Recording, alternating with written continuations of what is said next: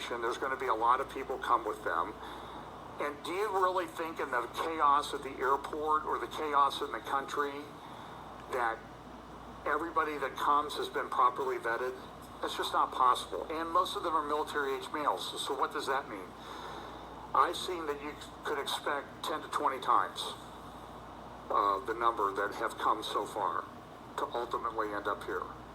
And look what 1 million refugees a number of years ago, back in 2015, did to Europe.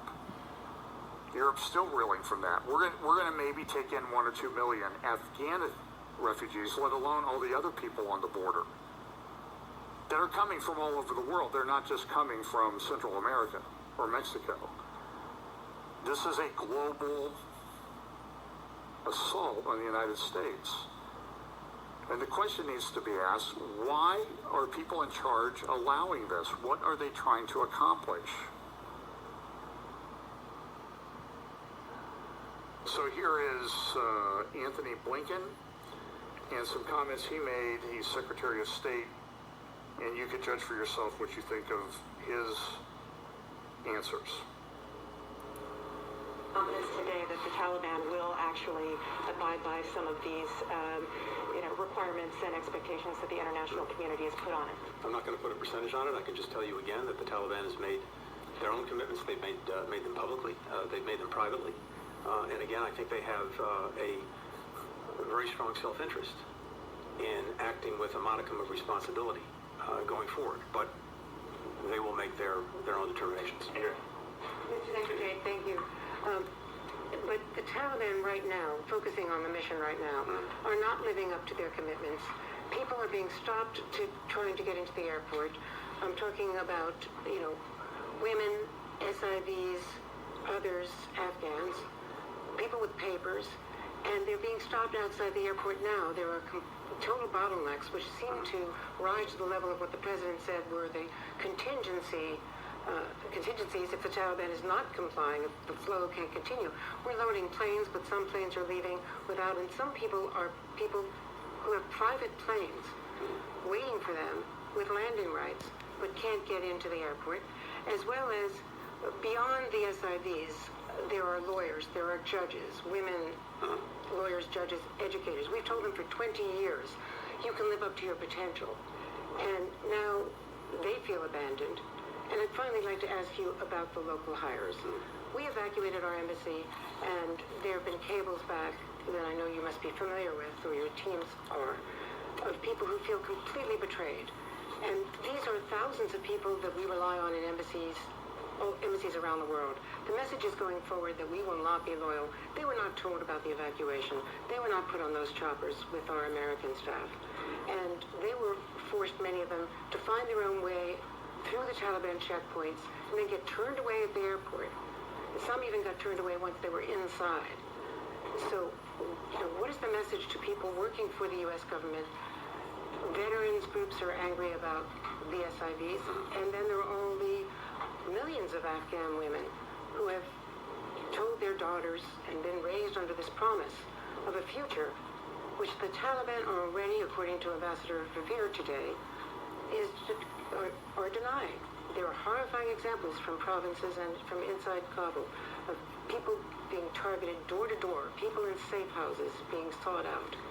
And all this promise of you will be safe, the Taliban spokesman said, stay in your homes because we haven't told all of our people how to treat women, how to respect women.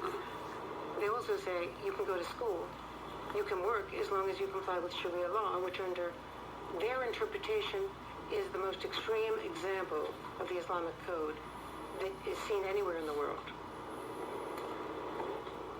Andrew, a few things.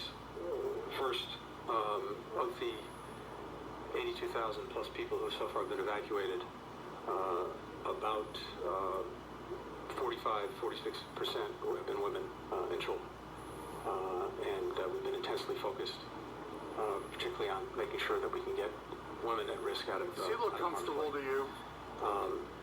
Second, with regard to women and other Afghans at risk going forward, I will use every diplomatic, economic, political, and assistance tool at my disposal, working closely with allies and partners who feel very much the same way, to do everything possible to uphold their basic rights. And that's going to be a relentless focus of our actions going forward. Locally employed staff, along with American citizens, nothing is more important to me as Secretary of State than to do right by the people who have been working side by side with American diplomats in our embassy. And I can tell you, Andrea, that we are relentlessly focused on getting the locally employed staff out of Afghanistan and out of harm's way. And let me leave it at that for now. Your spokesperson indicated in recent days that de facto the Taliban are in charge in Kabul. But there is no legal recognized government by the United States at this moment. And it kind of begs the question, why does the United States even have to pay attention to what the Taliban wants? It's an SDGT.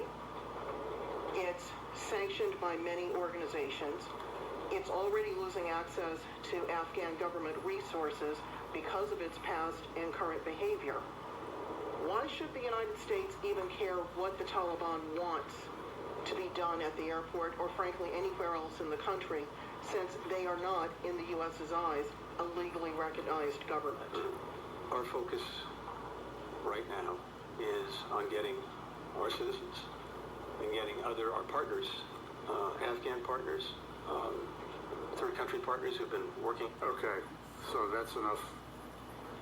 That's the equivalent of water. But this is our Secretary of State.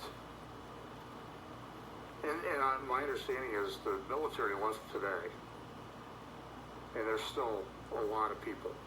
There were a lot of people gotten out over the last few days. But there are people that I would term stranded. By the way, Jen Zuckerberger in one of her press briefings this week said, "We hope that the Taliban knows that the world is watching them and they'll behave." I said that, I'm paraphrasing. What?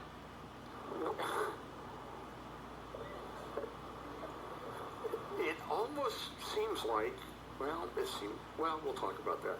But here she is asking some questions about, are people stranded? But does the president have a sense that most of the criticism is not of leaving Afghanistan, it's the way that he has ordered it to happen, by pulling the troops before getting these Americans who are now stranded?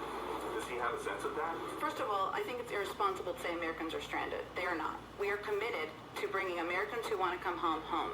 We are in touch with them via phone, via text, via email, via any way that we can possibly reach Americans to get them home if they want to return home. There are no Americans stranded is the White House's official position on what's happening in Afghanistan right now. I'm just calling you out for saying that we are stranding Americans in Afghanistan when we have been very clear that we are not leaving Americans who want to return home. We are going to bring them home, and I think that's important for the American public to hear and understand. Okay, and then following up on what somebody asked Jake, the president likes to say America is back. But his policies have Americans getting beat up by the Taliban and Afghans handing babies over barbed wire fences. Is that what he meant when he said America is back?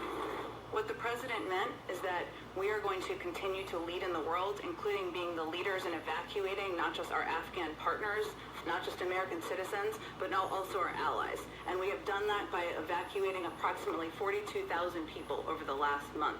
That is Americans leading. That is our men and women in our military leading on the ground, securing the airport after the Afghans fled and didn't secure the airport, and ensuring that we are taking care of our partners as we promised to. Yeah, this was the upvote, downvote, and the YouTube of this particular iteration. This happens every time these people speak. Go look at the videos of President Biden. So here we go. There were biggest airlift in many, many years. And the question was, there are a lot of Christians and missionaries in Afghanistan that have been over there. What about them? Did you hear one person from the Secretary of State or the White House or the majority party in Congress, in the House of Representatives or the Senate, mention the word Christians anywhere in their comments. Did you hear that? If you did, please send it to me. By those people. There were a lot of organizations that stood up. The Nazarene Fund, which is a charity of Glenn Beck, did get planes. Now listen, I don't want to get into the theology of Glenn Beck or the theology of the people who he borrowed the plane from or who loaned him the plane.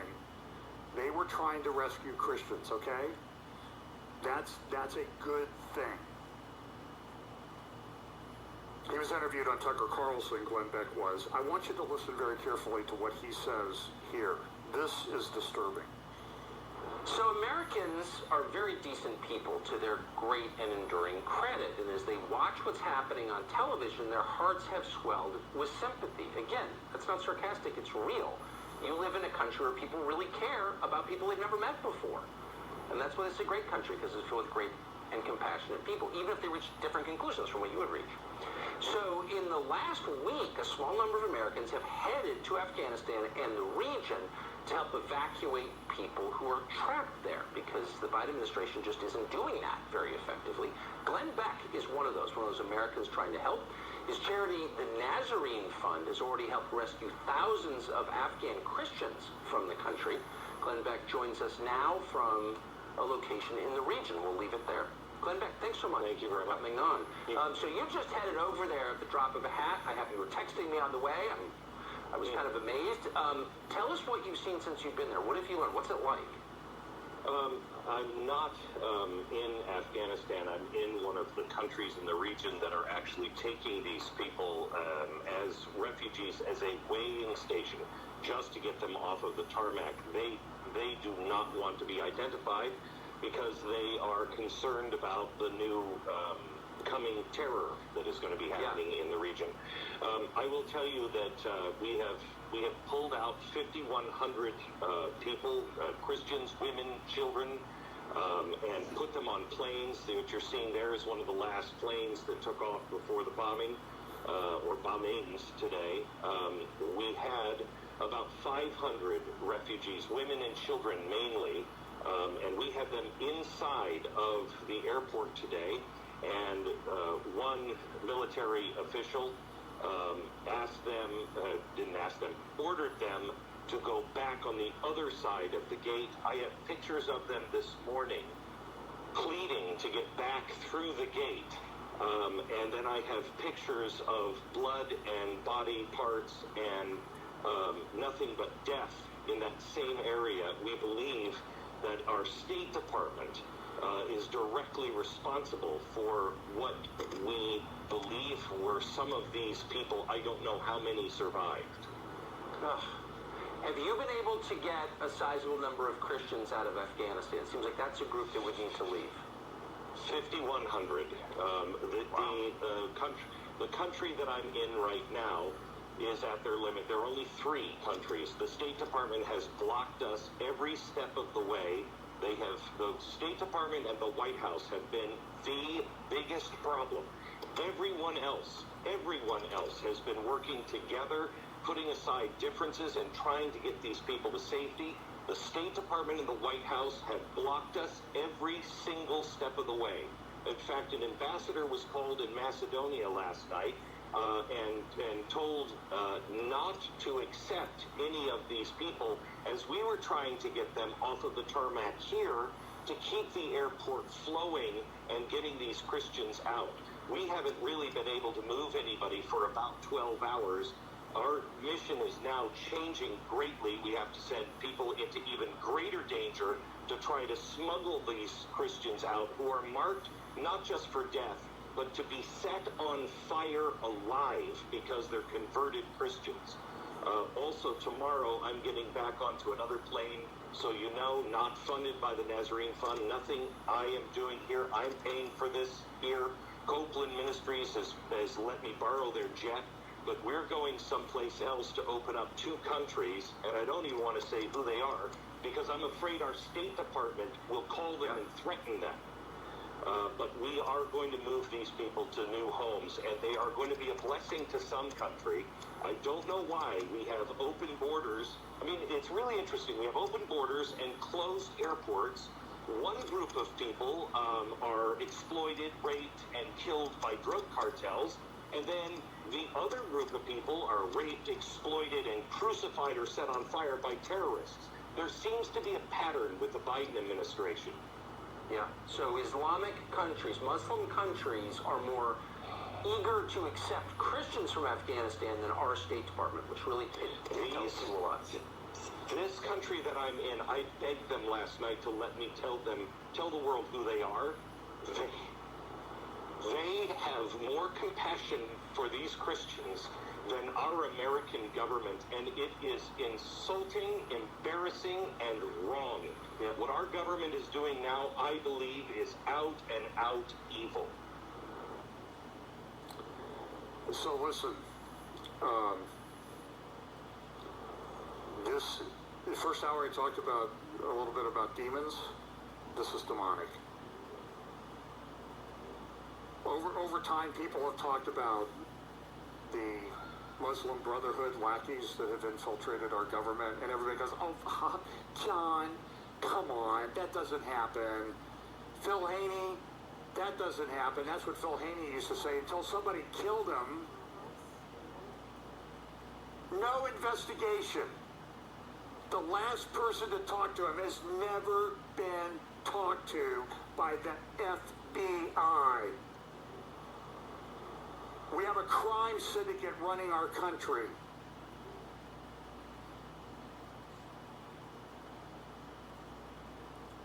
Some of the same people in the White House were in charge of that Benghazi thing. Do you remember that? And people died, including a U.S. ambassador. They don't care. They need to be removed from office, then indicted. It is angering. U.S. veterans have called this a digital Dunkirk. If you're a student of World War II, you will know what that means. Special ops people, former Rangers and Green Berets and Navy SEALs have mounted rescue operations into Afghanistan and rescued people. Praise God for their courage. I saw an interview with Tucker, one of the Marines who was killed. You look it up online. It's just... the blood of every single person is on the head of Joe Biden, Jen Psaki, Anthony Blinken, the military leadership, and Susan Rice, and whoever is pulling her strings. I mentioned this earlier. This is an editorial in this morning's New York Times. A more secular United States. This is what you get. This is what you get.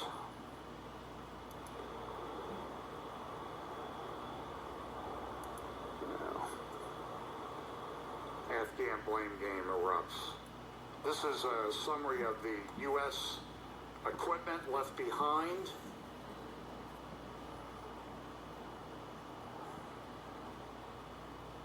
And the comment is, well, they're not that, they don't know how to read English, they can't maintain the equipment. Oh, you're going to hear in a minute where the equipment's going. In the region, to another country. That you have never heard a negative comment from the Biden administration, Obama 1, Obama 2, or Obama 3, say a word about it. Here's the Taliban putting on military uniforms of the U.S.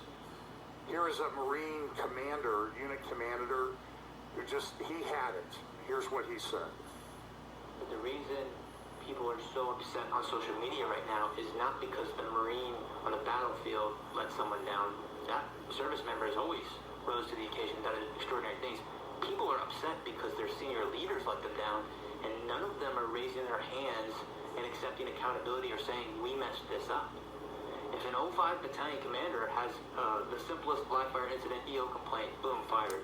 But we have a Secretary of Defense that testified to Congress in May that the Afghan National Security Force could withstand the Taliban advance. We have chairmen of Joint Chief, who the Commandant is a member of that.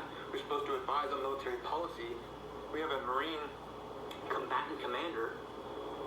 All of these people are supposed to advise, and I'm not saying we've got to be in Afghanistan forever, but I am saying, did any of you throw your rank on the table and say, hey, it's a bad idea to evacuate Bagram Airfield, the strategic air base, before we evacuate everyone? Did anyone do that? And when you didn't think to do that, did anyone raise their hand and say, we completely messed this up?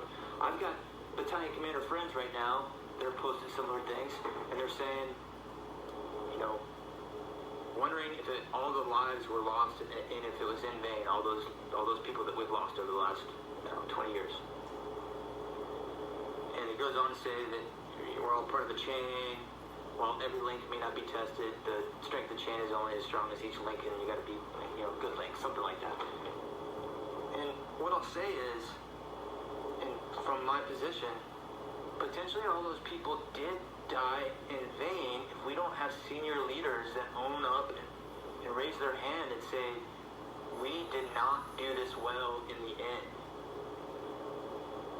Without that, we just keep repeating the same mistakes. This amalgamation of the economic / corporate / political / higher military ranks are not holding up their end of the bargain. I want to say this very strongly. I have been fighting for 17 years. I am willing to throw it all away to say to my senior leaders, I demand accountability. So you know what happened to him? The military responded. They fired him on the spot. The only one who's shown courage and clear thinking. Austin, Milley, what a joke. I'm not even going to play you the clips of these people. They can go out there and they can get all their critical race theory implementation and all this other stuff, and men die. Christians may be slaughtered. Americans stranded, Jen Zuckerberger, stranded. Look it up in the dictionary. Maybe slaughtered too. Or at least we'll have hostages that are many times more than what happened in Iran. Caroline Glick talked a little bit about what are the implications for this. A few-minute clip worth listening to. Here we go. She has a friend named Gotti. I can't remember his last name. He used to be a left-wing journalist. He's seen the light. So here's Caroline talking about the situation. Citizens, civilians that are trapped in Afghanistan, and the Afghans were working for the Americans almost immediately if they're really going to abide by the deadline or the Taliban's ultimatum. And, this is not true. They don't have to do this. The Americans are infinitely more powerful than the Taliban, and if they wanted to, U.S. SEAL was on Fox saying, if he were Biden, he would say, we're going to take over every single airfield in Afghanistan now to evacuate our people, and if you so much as look at us wrong, we're going to kill you. We didn't come here to negotiate with terrorists, which is exactly what William Burns, the director of the CIA, did today. We're not negotiating with terrorists. That's why we came to Afghanistan, because we kill terrorists. That was the whole point of the war on terror, was that we weren't going to bow before the Taliban. But here is Biden, the same guy who took a knee to Black Lives Matter and to Antifa, is now taking a knee to the Taliban.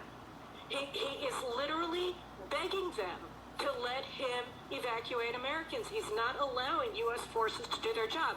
One of the worst things that I heard today is that the department, the U.S. government department in charge of the evacuation isn't the Department of Defense. It's the Department of State. And because it's the Department of State, it means that the decision was already made, and it's already been accepted by everybody.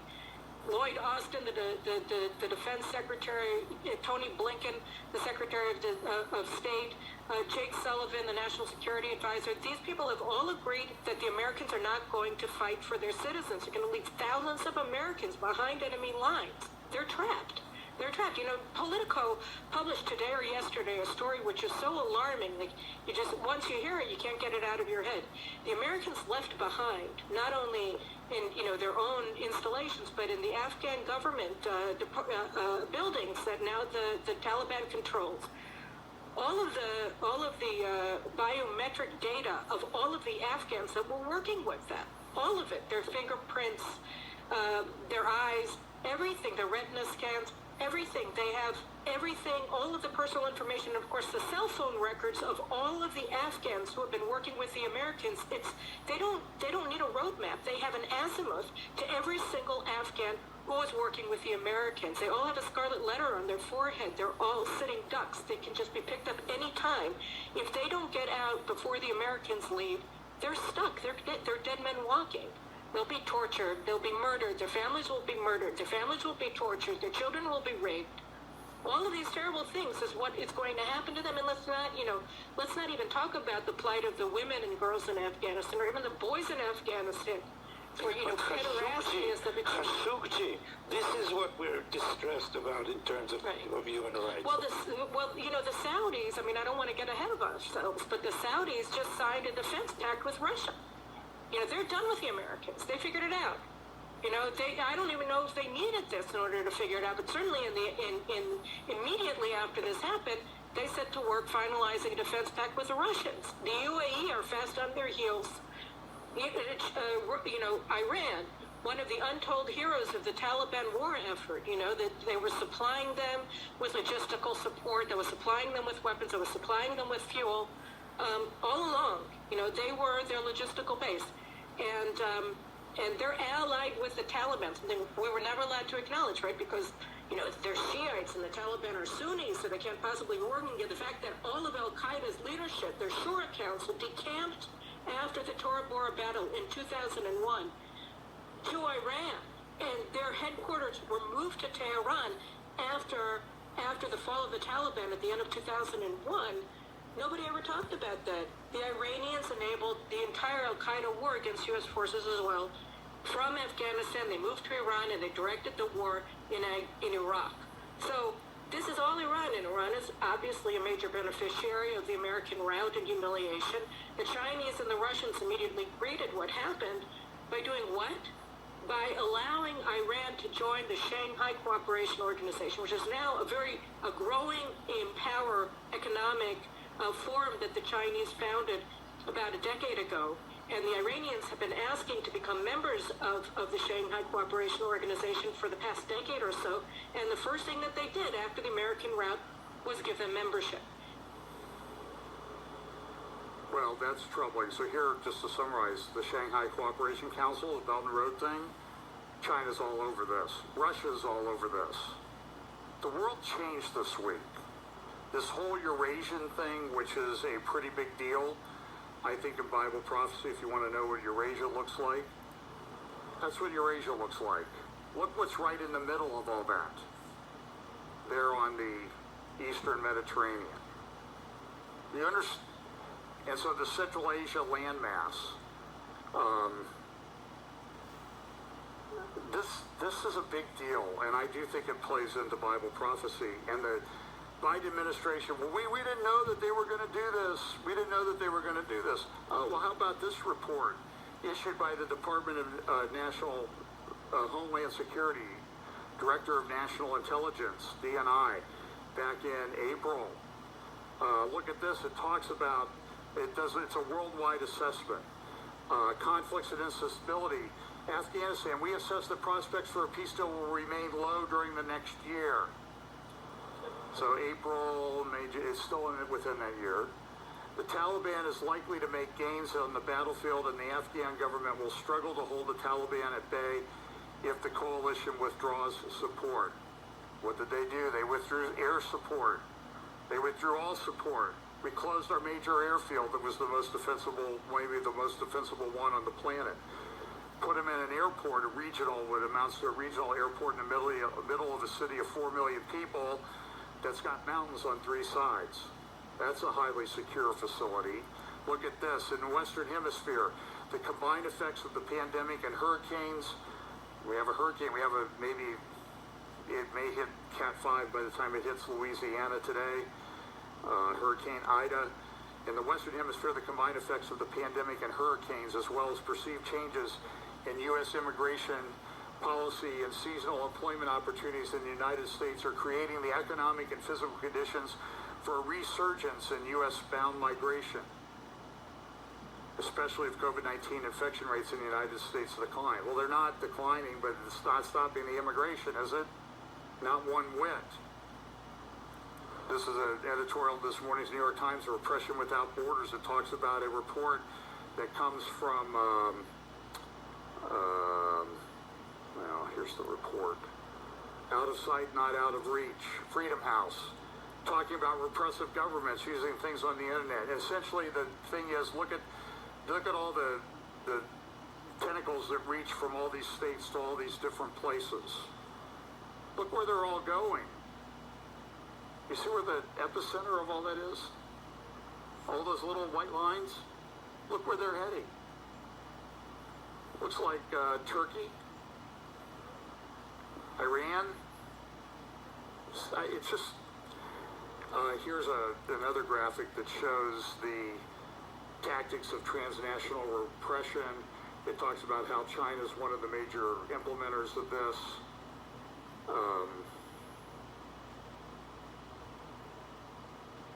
Here's Laura Logan tweeted this. Fine Laura Logan. South African, but she lives in America now. Pam and I were listening to her this morning. I'm going to play you an extended clip of hers. She had interviewed with Tucker Carlson and other people. She is very wise. She spent a lot of time in Afghanistan. She knows the names and the places and the people. Most Americans don't understand what's happening in Kabul. Been on this all night, again, with no end. I heard her interviewed. She could hardly talk. U.S. citizens are fighting through enemy lines to get to the airport. When they show their blue passport to 82nd Airborne soldiers at the gate, many are turned away and sent back to the Taliban. Americans, our government, our military, our State Department, and the White House. Not my White House. I didn't vote for that guy. All that stands between these Americans and safety, home, is the U.S. government and military. Absolutely correct. Not to make light of it, this is the Turkish Erdogan mouthpiece epic fail. A lot of memes flying around. Just wait until I finish. You'll be an icon. Biden speaking to Jimmy Carter. And here's a thing. U.S. presidents, what they look like at the beginning and end of their term.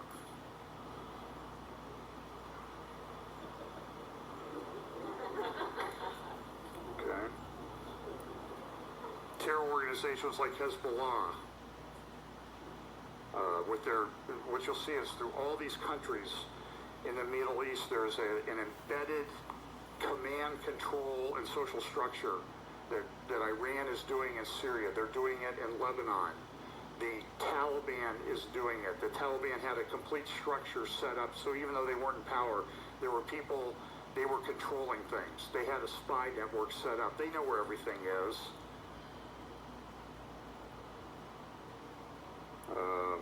This is the other thing Caroline talked about, the pact between Saudi Arabia and Russia on the defense pact.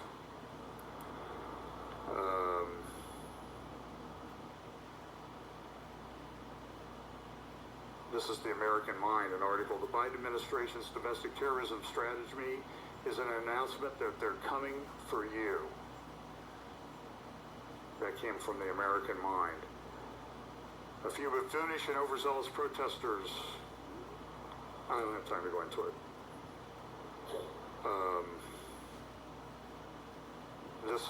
This is all part of it. Somebody's running this show, folks, and we'll uncover this. I'm pretty sure I know who.